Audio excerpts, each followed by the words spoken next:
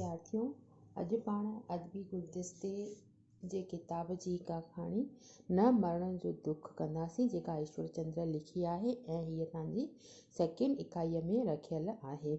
त ईश्वर चंद्र जे बारे में पहिरियों पाण तव्हांखे ॿुधायां लेखक परिचय। त ईश्वर चंद्र जेको आहे 1937 ईस्वीअ में हिन जो जनमु थियो ऐं 1992 में हिन देह त्यागी। नई कहाणीअ जे दौर जो हिकु निहायत पुख़्तो लेखक आहे। पंहिंजी कहाणियुनि में हुन हेठिएं विचोले तबके जे रोज़मर्रा ज़िंदगीअ जे मुख़्तलिफ़ पहलुनि जो जुदा जुदा कुंडनि खां पुर असर माना ॿियनि ते असर विझंदड़ बयानु कयो आहे। हुन अनेक मन छेद वारियूं कहाणियूं पिणु लिखियूं आहिनि।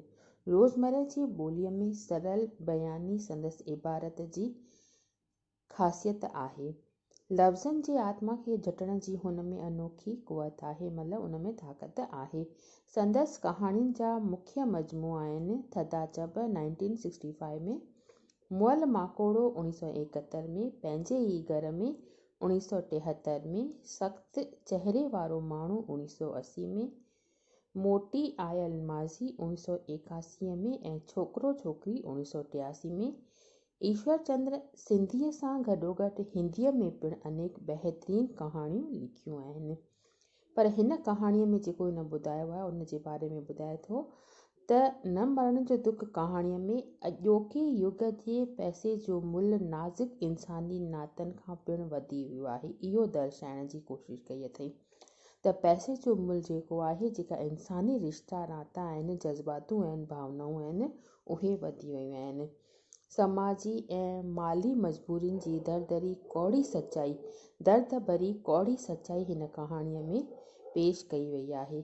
त हिन कहाणीअ में जेको आहे, लेखक खे पंहिंजी माउ जे न मरण जो दुख थिए थो। ईअं थियो त उन जी माउ जेका आहे कुझु अरसे खां बीमार रहे थी ऐं हू उनखे जेको आहे उहो अस्पताल में वठी वञे थो। अस्पताल में उनखे ख़बर पवे थी त हिनखे जेका आहे उहा गले जी कैंसर आहे।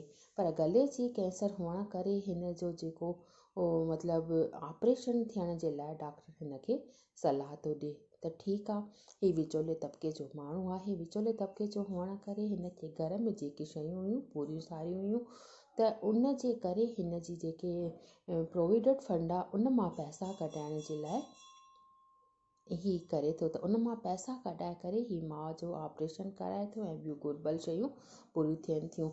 पर डॉक्टर हिनखे जॾहिं ऑपरेशन जे लाइ चयो त ऑपरेशन करण वक़्तु मतिलबु रिस्क थी सघे थी। रिस्क इहा थी सघे थी त ऑपरेशन थियण खां पोइ तुंहिंजी माउ बची बि पवे ऐं तुंहिंजी माउ थी सघे थो त हिन दुनिया मां परलोक में हली वञे। त हू ॾाढो सोचे थो, बेचैन थो थिए त अगरि मुंहिंजी माउ परलोक में हली वई त पोइ मरण खां पोइ उन जे जेके ॿारनि ॾींहंनि जो जेको ख़र्चु थींदो उहो मां कीअं कंदुसि। त उहे जेके आहिनि पैसनि जो बंदोबस्तु कराए पाण वटि रखे थो।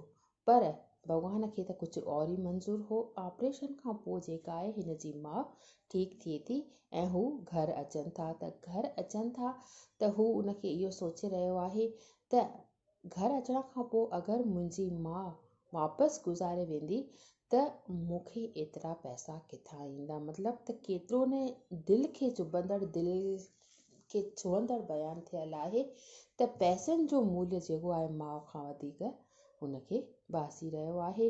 त हीअ आखाणी जेका आहे हिकु बहितरीन कहाणियुनि मां हिकु ख़ासि कहाणी जेका आहे ईश्वर चंद्र जी आहे ऐं हिन में जेके विच विच में दृष्टांत आहिनि उहे मां तव्हांखे पढ़ी ॿुधायां थी त कहिड़ीअ तरह सां हिन में कहाणीअ में हिन जो ज़िक्र थियल आहे। ॿुधाए थो लेखक त जॾहिं माणस जी तबियत ओचितो बिगड़ी पई तॾहिं बि हुन इन ॻाल्हि खे एॾो गंभीर कोन सम्झो। खेसि बसि लॻो त हिन मौसम में त ईअं थींदो ई रहंदो आहे। कॾहिं कॾहिं थोरो बुखार बि महसूसु थींदो आहे त कॾहिं वरी बुखार तेज़ थी वेंदो आहे ऐं बुखार में त अक्सर गले में कौड़ाण ऐं चुभ चुभ महसूसु थींदी आहे।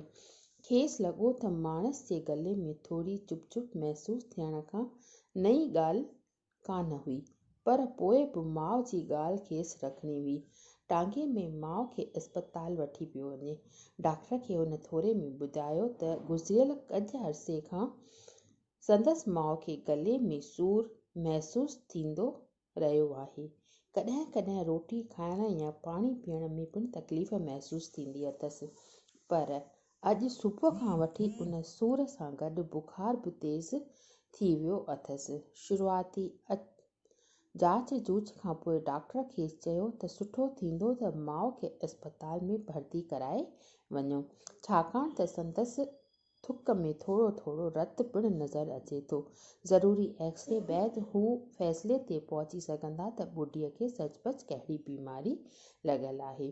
डॉक्टर जी खेसि ॼाण कान हुई, पर शख़्सी तौरु संदसि इहो वीचारु हो त छाकाणि जो माणस गुज़िरियल कुझु वरियनि खां बीड़ी छिकणु, बीड़ी माना नंढी सिगरेट जेका थींदी आहे उहो तव्हां सम्झंदी हूंदियूं, कई हुई, इन करे शायदि कुझु या अहिड़ी का बीमारी लॻी हूंदसि। हूअ बि हिननि ॾींहंनि में खेसि ईअं महसूसु थींदो रहियो आहे ऐं माणस राति जो काफ़ी देरि ताईं पेई खंघंदी हुई।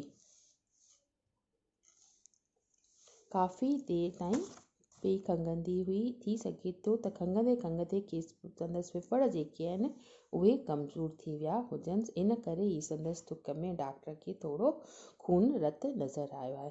डॉक्टर जी सलाह मञी हुन माउ खे भर्ती करायो। वेंदे वेंदे माउ खे आदत ॾींदे चयईं त डिॼण जी या घबराइण जी का ज़रूरत कान्हे। डॉक्टर थोरी ईअं चङी तरह जाचण थो चाहे, भले जाचे।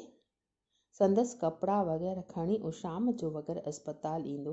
हथों हथ हू पाण पंहिंजे मन में सोचे रहियो हो।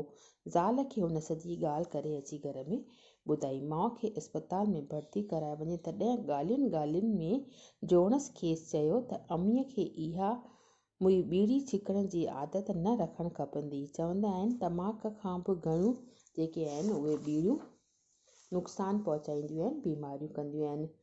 खेसि बि लॻो त जोणसि जी ॻाल्हि ठीकु आहे, पर माणस बि को ॼाणी वाणी इहा आदत पाण कोन विधी हुई। 3 ॾींहंनि में कंहिं बीमारीअ कारण हकीम माना जेको वैद्य थींदा आहिनि, घरू इलाज जेके ॿुधाइनि उनखे चइबो आहे हकीम, त बीमारीअ जो नालो खेसि चङी तरह यादि कोन्हे। हूअ बि तॾहिं संदसि पीउ जीअरो हो, इन करे माउ जी 3 ॾींहंनि वारी बीमारी या बीड़ी छिकण जे करे हुन को चाहु न वरितो। ऐं अक्सर ईअं थींदो बि आहे त पीउ जे हयात हूंदे औलाद खे लॻंदो आहे त अहिड़ियूं नंढियूं नंढियूं ॻाल्हियूं हुननि जे सोचण या फ़िक्र करण लाइ न आहिनि, पर हाणे त पिता हयात कोन्हे। माउ जी बीमारीअ जो इलाजु हाणे संदसि ई फ़र्ज़ु आहे। तॾहिं वरी वेठे वेठे खेसि लॻो त किथे ईअं त कोन्हे त माणस खे को दम जी बीमारी हुजे। पक करण लाइ हुन ज़ाल खां पुछियो, किथे ईअं त कोन्हे त अमां खे बाबे वारी बीमारी लॻी वई आहे। बाबा बि त सॼी राति पियो खंघंदो हो। ईअं सोचे रहिया आहिनि ॿई हस्बैंड वाइफ पंहिंजो पाण में। हुन खां पोइ चए थो त गच वक़्त ताईं अहिड़ियूं ॻाल्हियूं कंदा रहिया। बीमारियुनि जी अणपूरी ॼाण हुअण कारण हू कंहिं फ़ैसिले ते पहुची किन। शाम थी त ॿार स्कूल खां मोटिया, तॾहिं वरी खेसि ख़्यालु आयो त माउ लाइ शाम जी चांहि त खणी कोन वियो आहे। अक्सर शाम जी चांहि 6:30 खनि माणस खे चांहि पीअण जी आदत हुई। हींअर 5:30 लॻा हुआ। जोइ खे हुन चांहि ठाहिण लाइ चयो। जेसीं जोणसि चांहि ठाहे तेसीं हू थर्मास मथां लॻल लेबल पढ़णु लॻो। खेसि हू थर्मास बाज़ार मां वठी आया, उन ते उहो प्राइस जेका लॻल हुई उहा पढ़णु लॻो। माउ लाइ चांहि खणी हू अस्पताल पहुतो। उते पहुची हुन माउ खां पुछियो, डॉक्टर कुझु ॾिठो? रवाज़ी तरह माणस चयो, हा, पर हुन जे उतावलीअ खेसि चुप रहणु न ॾिनो। हुन कुझु पुछियो हूंदो। हा, गले लाइ पुछियईं पिए त सूरु घणो थींदो आहे छा? पोइ तो कहिड़ो जवाबु ॾिनो? हू माउ खां पुछे थो। मूं चयो, हा, थींदो आहे ऐं कॾहिं कॾहिं ईअं लॻंदो आहे त गले जे अंदरि का सुई चुभी रही हुजे या कुझु ईअं ई। हक़ीक़त में मूंखे छा ऐं कीअं लॻंदो आहे मां ठीकु तरह ॿुधाए बि न पई सघियसि। तॾहिं वरी खेसि लॻो त का ख़ासि ॻाल्हि कान हूंदी। बीड़ी छिकण जी आदत आहे अम्मा खे। कॾहिं कॾहिं वधीक बीड़ियूं छिकींदी हूंदी, इन करे गले में सुर थींदी हूंदसि। हुन वरी माउ खां पुछियो, पोइ हुननि ॿियो कुझु चयो? अलाए जे। अवल त डॉक्टरनि पाण में वेठे गिटमिट कई। गिटमिट माना पंहिंजो पाण में डिस्कस, ऐं अंग्रेज़ीअ में मूंखे सम्झ में न आयो, ऐं मां उन्हनि खां बाक़ी वेंदे वेंदे ईअं चई विया त सुभाणे वरी ॾिसंदा, पोइ कुझु ॿुधाईंदा। बसि अॼु एतिरो ई। इन खां अञा ॿिया बि इन जा दृष्टांत आहिनि, उहे मां तव्हांखे नेक्स्ट पीरियड में ॿुधाईंदसि। पर हिन में टोटल मिलाए करे इहो ई आहे जेको मां तव्हांखे इंट्रोडक्शन में ॿुधायो, त अॼु जेको आहे उहो पैसे जो मुल्ह जेको आहे नाज़ुक इंसानी नातनि खां वधी वियो आहे। इहो दृष्टांत हिन में समायल आहे। बाक़ी नेक्स्ट इन जी अधु कहाणी जेका आहे उहा नेक्स्ट पीरियड में सुभाणे कंदासीं। बसि अॼु एतिरो ई।